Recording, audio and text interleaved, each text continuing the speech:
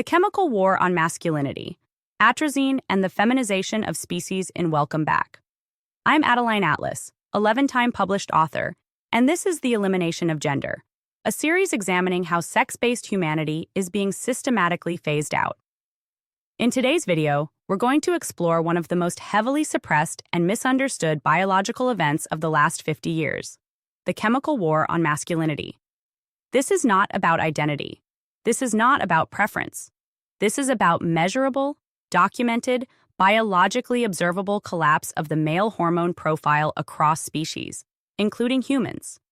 And the data begins, not in a lab full of men, but in a pond full of frogs.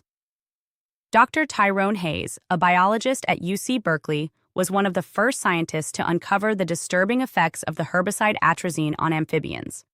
His lab exposed male frogs to trace amounts of atrazine, one of the most commonly used agricultural chemicals in the United States. The result? The frogs not only showed suppressed testosterone and abnormal gonad development, many of them completely transformed into functional females. They developed ovaries. They mated with other males. They laid eggs. In some cases, they reproduced. These weren't fringe experiments. Hayes published his findings in peer-reviewed journals. He testified before Congress. And instead of triggering nationwide reform, he was attacked, discredited, silenced. Why? Because atrazine was, and still is, worth billions of dollars to the chemical industry. It's used on corn, sugarcane, and turf, and it ends up in water systems across the country. The EPA knows this. Scientists know this. But the public does not, because acknowledging what Hayes uncovered would mean accepting a terrifying reality: that male biology is chemically vulnerable and actively under attack. Atrazine is not the only compound with feminizing effects. There's also BPA, bisphenol A, found in plastics, receipts, food can linings, and baby bottles. BPA is a known endocrine disruptor, meaning it mimics estrogen in the body. Even in small doses, it disrupts the delicate balance of sex hormones in both males and females. Then there are phthalates, chemicals used to soften plastics and stabilize fragrances. They are in shampoos, lotions, toys, and cleaning supplies. Like BPA, phthalates suppress testosterone and are linked to reduced sperm count, genital malformations, and delayed or disrupted puberty. Together, these chemicals form a toxic landscape in which humans are bathing daily. They are absorbed through the skin, ingested in food and drink, and inhaled through airborne particles. They bioaccumulate, meaning they build up over time, and are passed from mother to fetus during pregnancy. In short, the attack on gendered biology begins before a child is even born. What's happening to men is not anecdotal. It's epidemiological.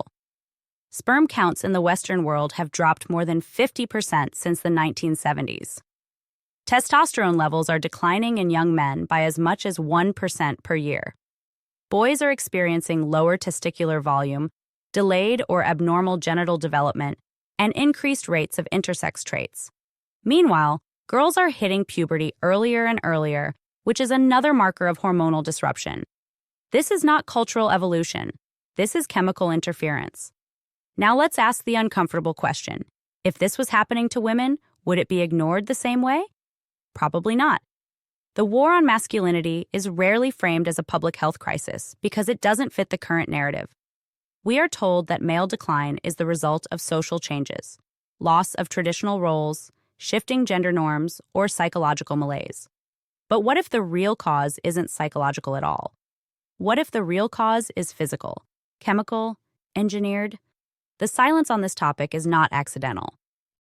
When masculinity is chemically weakened across generations, a very specific outcome is achieved: the destabilization of the masculine role as protector, as provider, as resistance. Lower testosterone means less assertiveness, less risk-taking, less independence. It means docility, compliance, passivity. From an evolutionary standpoint, this is catastrophic. But from a control standpoint, it's extremely useful. The mainstream media has played a subtle role in normalizing this shift.